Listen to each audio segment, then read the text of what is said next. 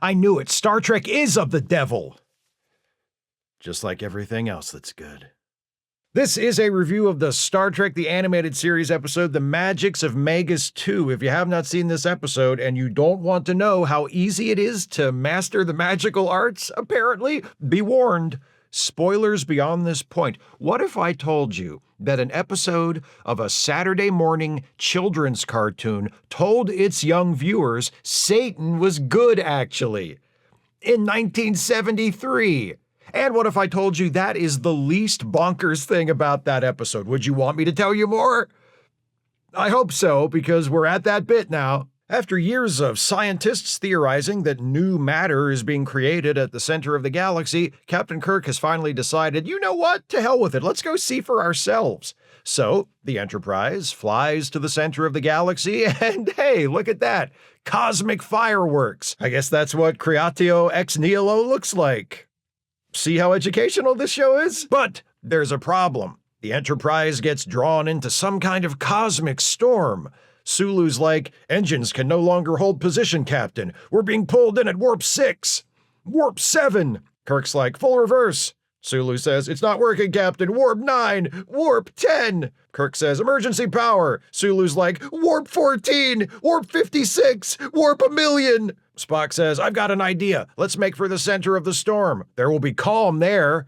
What with all the turbulence from the storm, Sulu has been thrown out of his chair. So Spock says, screw it, I'll do it myself, and takes the helm and pilots the Enterprise into the eye of the cosmic storm, where the Enterprise promptly vanishes, reappearing a moment later in another dimension. Obviously, they're at the center of the galaxy. What else would you expect to happen? They've escaped the hurricane of creation, or whatever it was, but now the ship's systems are all starting to fail, including life support.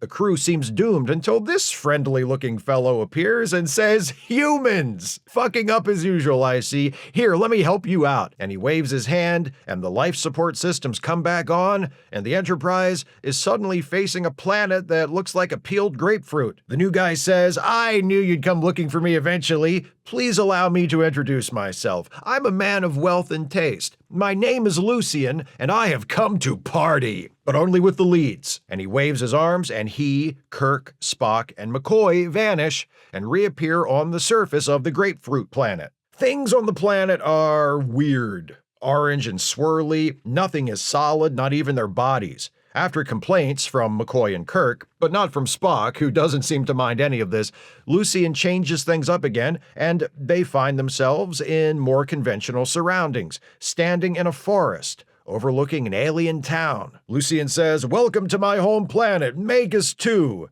Hey, here's a cool fact about this place. Magic is real. We've got the hottest women, and we've got sorcerers for hire to magic up houses and castles and anything you want. If anyone here can work magic, why do you need to hire sorcerers? Shut up!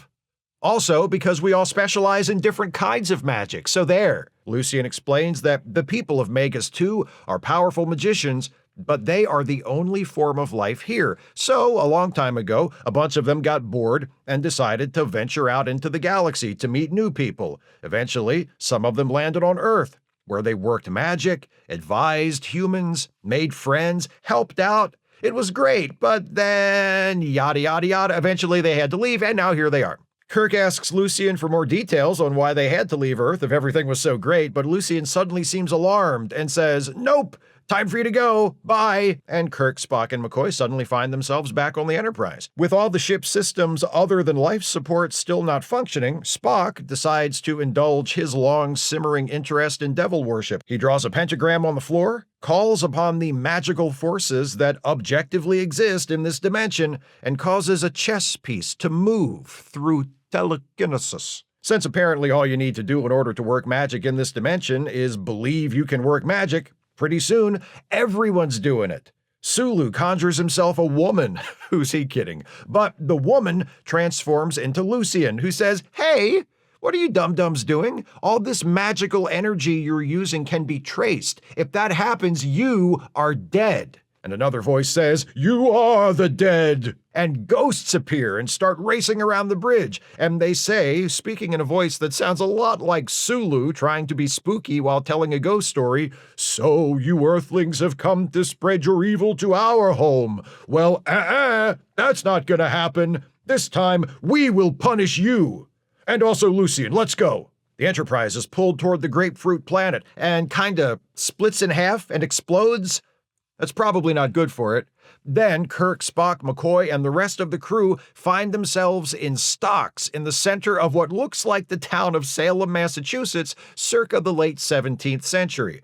This also does not look good. These aliens are pissed, and they are formidable. They even remember to put an extra hole in Eric's stocks to accommodate his third hand. They've thought of everything. This pilgrim-looking asshole steps forward. His name is Asmodeus, and he's the prosecutor. And he says, "These humans are here to stand trial as representatives of the vilest species in the universe. They are just the worst. I'm serious." And since he loves them so much, Lucien is on trial with them. Kirk says, "If this is a trial, don't we deserve to hear the charges against us?" And Asmodeus says, "Okay, fine. Long ago, as Lucien has no doubt already told you, we came to your world as friends. But once people saw the magical powers we had, they invariably tried to use us for their own selfish ends, to gain power. When we refused, they persecuted us, called us witches and devils, hunted us. Eventually, some of us settled here, in Salem, and tried to live like ordinary humans, but that didn't last either. We were found out and captured and burned, so we left." Lucien pipes up and says, "Yeah, we isolated ourselves out of fear and loneliness, and yet even though we haven't explored any further since returning from Earth, these Earthlings still managed to find us. If they found us, others will too, so maybe we should work something out." Asmodeus says, "Well, look, we don't want to be dicks about this, so who wants to speak up in defense of the people of Earth?"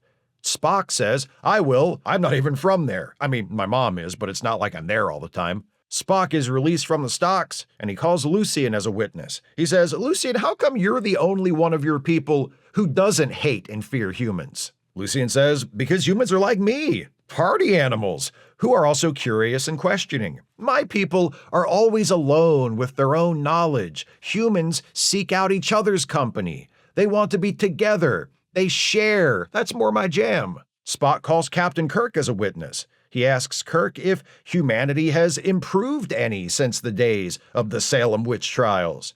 Kirk says, "I mean, yeah, a little. We still have our faults, but we're working on it. I think we've become more tolerant and understanding of others. But if you don't believe me, just check the computer records on the Enterprise. We've got pretty much the entirety of human history there. We downloaded all of Wikipedia before we left Earth in case we got bored and needed something to read." Asmodeus and the other natives of Magicks 2 do a magical speed read through the Enterprise's records, and Asmodeus says, "Okay, fair enough. Humanity seems like it's gotten a little better since the last time we met. Plus, the way you found us is unlikely to be duplicated anytime soon, so yeah, you are all good. You're free to go. We will, however, have to punish Lucien for betraying us and helping to bring you here. He shall be banished forever to limbo for his crime, and also because the rest of us need some peace and quiet around here. He is a lot." Kirk says, "You can't do that to Lucien. All he did was try to make friends. Is that against the law? Here it is." "Well, fuck that. Banishing him to everlasting solitary confinement would be worse than a death sentence." Asmodeus says, "Oh yeah? Would it make any difference if you knew who he really was? He told you he was called Lucien, but on Earth, he had other names. Maybe you've heard of the Tempter? Wasn't he a Batman villain? The Trickster? Now, he was definitely a Batman villain. No, wait, the Flash. The Prince of Darkness? That's Dracula, I'm pretty sure. Lucifer? Oh, damn, Lucien is Lucifer? Are you serious? Oh my, yeah, I don't care." "You don't care?"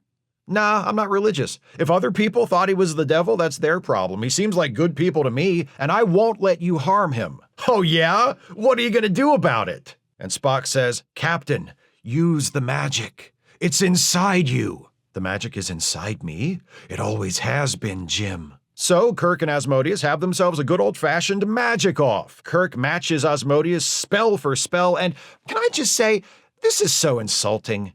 Kirk has no training in the use of magic, and he's holding his own against Asmodeus, a lifelong master of the magical arts. Kirk is so overpowered, it's ridiculous. What a Mary Sue. See, this is what happens when the story takes a back seat to the agenda. Anyway, Kirk and Asmodeus magic each other to a stalemate, and everyone ends up back on the Enterprise, except for Kirk, Spock, Lucien, and Asmodeus, who remain on the grapefruit planet. When you showed yourself willing to die to protect Lucien, you passed the final test, Kirk, says Asmodeus. We had to be sure that humanity really had grown wiser and more compassionate since we left Earth. Now that we know what kind of people you are, if you want to visit our planet, we will welcome you. Meeting new people will probably be good for us too. Lucien magics up some beers for everyone and proposes a toast to new friendship. That Lucien, what a great guy. Back on the Enterprise, things have returned to normal and they're ready to get back underway. McCoy says, "Do you think Lucien really is Lucifer? Like the Lucifer? The one responsible for tempting Eve in the Garden of Eden, inciting centuries of war and hatred, and giving a comedy career to Dane Cook?" Kirk's like, "Maybe, Bones, but I think the real problem is Lucien just needs better representation. Who knows if any of those stories are even true? He seemed like a good guy to me. Does the man we met strike you as the sort of person to help Dane Cook?" "Perhaps not, Captain," Spock says, "but if he is Lucifer, this would be the second time he was cast out, and thanks to you, the first time he was saved." Captain James Kirk, champion of Lucifer. I like the sound of that. The end. This episode, like Lucien himself, is a lot. Let's just take a moment to consider how much is packed into this 1.5-hour show. Enterprise travels to the center of the galaxy and discovers the point of creation. Enterprise is transported to another dimension where magic is real. Enterprise is invaded by spooky ghosts. Enterprise crew is put on trial by godlike magical beings for the crimes of humanity. Hope that one doesn't become a pattern. The trial takes place in a recreation of 17th century Salem. It turns out the aliens who are putting humanity on trial used to live on Earth and were, in fact, the witches who were persecuted during the Salem witch trials. Captain Kirk and the leader of the godlike aliens have a magic duel, and oh yeah, Lucien, the godlike alien who brings the Enterprise to this planet in the first place, is Lucifer. Like, literally Lucifer. That Lucifer. All of that in less than 30 minutes of screen time. But the thing is, the episode moves so quickly and introduces all of these elements so casually, moving from one ridiculous beat to the next with so much self-assurance and so little self-consciousness that the whole thing hangs improbably together and works. It's a lot, but it's also a lot of fun. Largely because when you watch it the first time, you have no idea what could possibly happen next. One minute, the Enterprise is doing scientific research in the center of the galaxy, and the next, Spock is straight up doing witchcraft before you even realize what's happening. The episode is bonkers in the best way. It's also one of the most visually interesting episodes of the series, with lots of colorfully imagined environments, some of which demand original animation, rather than just relying on reused elements, which was the method much preferred by Filmation. I'm sure Lou Scheimer was thrilled when he saw they would have to animate a whole new Captain Kirk face for this close-up, when he's facing down the winds in his climactic magic fight with Asmodeus, the cheap bastard. I'm just kidding, I love Lou Scheimer. He-Man was must-see TV for me when I was a kid, and I could never be mad at the guy who not only produced the show, but was also the voice of Orko, and King Randor, and Manny-Faces, and Trapjaw, and Triclops, and Stratos, and Attack Track, and Zodak, and Fisto, and Mechaneck. The most impressive thing about the Magicks of Magicks 2 is the subject matter, and the message it ultimately delivers through that subject matter. Not for the first time, this episode finds the creators of Star Trek the Animated Series using their show to make a profound statement that may not have been comfortable for the young people in the audience of the show or their parents to hear. Not only does the episode argue against isolationism and xenophobia, two ever-present forces in our culture and politics, and not only does the episode also argue against prejudice and persecuting people just because they are different, ditto, it also presents a characterization of Lucifer that is unambiguously sympathetic. The episode is saying, yes, Lucifer, Satan, is real, but the stories you've heard about how evil he is were made up by people who hated and feared him because he was different, because he could do things they couldn't, because they couldn't control him. The truth is, kids, Lucifer isn't such a bad guy. And that might be edgy storytelling 101 for most of us, but I remind you that this was 1973 and this was a children's cartoon show. By the way, every time I describe the series that way, a bunch of you jump into the comments like, it wasn't the children's cartoon show. They were writing it just like Star Trek. It was supposed to be for adults. Look, I don't call it a children's cartoon show to disparage it. I love the animated series, but it was a cartoon in the early 70s that aired on Saturday mornings between Butch Cassidy and the Sundance Kids and Sigmund and the Sea Monsters.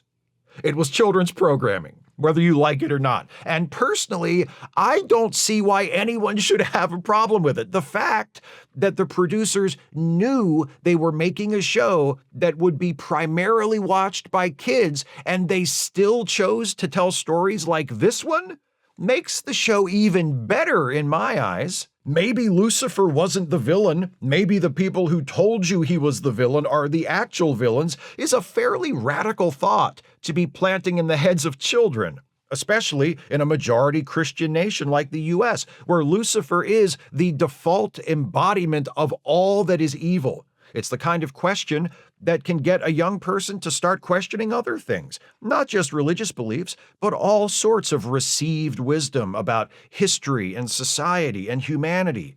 I don't want to oversell it, but it might even serve as a gateway to critical thinking and independent thought. Another extraordinary thing about that is that the original pitch for the episode wasn't about Lucifer at all. Initially, writer Larry Brody's idea was for the Enterprise to encounter a being at the center of the galaxy who had been worshipped on Earth as God.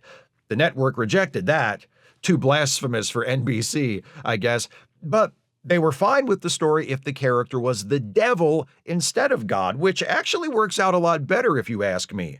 What if Lucifer is a good guy is a far more subversive question than what if God was one of us, though that second one did eventually provide the basis for a really excellent Joan Osborne record. It's a good song. I don't give a shit what anybody says. Like a few other episodes of the animated series, Yesteryear, first and foremost, the Magicks of Magus 2 stands as an excellent example of what makes Star Trek so appealing.